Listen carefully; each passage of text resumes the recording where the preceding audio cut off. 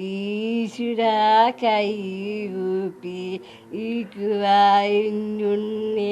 ഈറഞ്ഞ നീരിയോടെ ആരാമെന്നിൽ ചൊരിയുന്നേ ഭൂമി കായണവായുള്ള ഡാംബുരാനേ.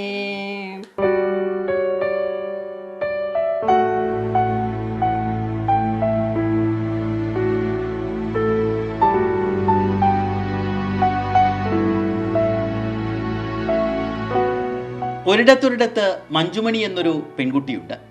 പാട്ടുപാടും, കഥകൾ എഴുതും, സ്കൂളിൽ പഠിക്കാൻ പോകും. ഇതിനൊക്കെ ഇടെ ലോട്ടറി വിറ്റ് ജീവിക്കാനുള്ള മാർഗവും കണ്ടെത്തും. എത്രണ്ണോടുണ്ട്? 4, 5, 6, 7, 8. 8 എണ്ണം. ഏത് ലോട്ടറി ഇത്?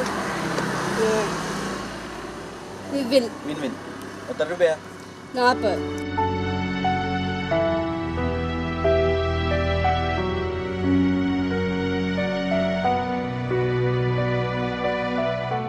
മഞ്ജുമണിയുടെ അച്ഛനും അമ്മയ്ക്കും പ്രായമേറെയായി.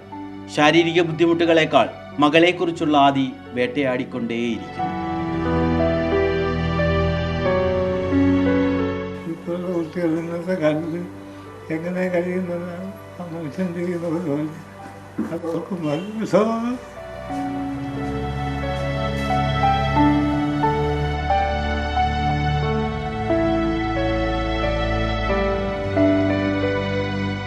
എൻ്റെ ഭാര്യ സഹോദരൻ നോക്കിക്കോളാൻ പറഞ്ഞിട്ടുണ്ട്. പിന്നെ ഇളയ വീട്ടിൽ നോക്കിക്കോളാൻ പറഞ്ഞിട്ടുണ്ട്.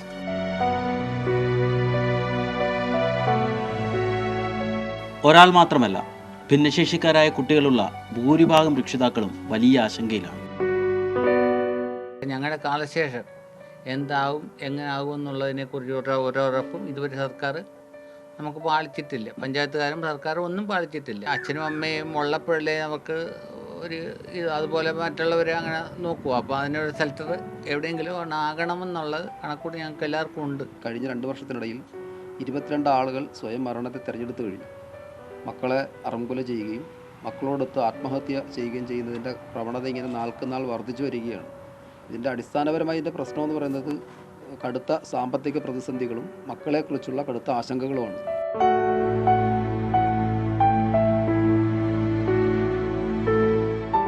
പുനരധിവാസ കേന്ദ്രങ്ങളുടെ നിർമ്മാണം എത്രയും പെട്ടെന്ന് ആരംഭിക്കണം. അത് കുറച്ചധികം മനുഷ്യർക്ക് മനസ്സമാധാനമായി ഉറങ്ങാൻ ഉപകരിക്കും. ബോണിയം വർഗീസിനൊപ്പം രഘുനാഥ് നാരായണൻ, മാതൃഭൂമി ന്യൂസ്, ആലപ്പുഴ.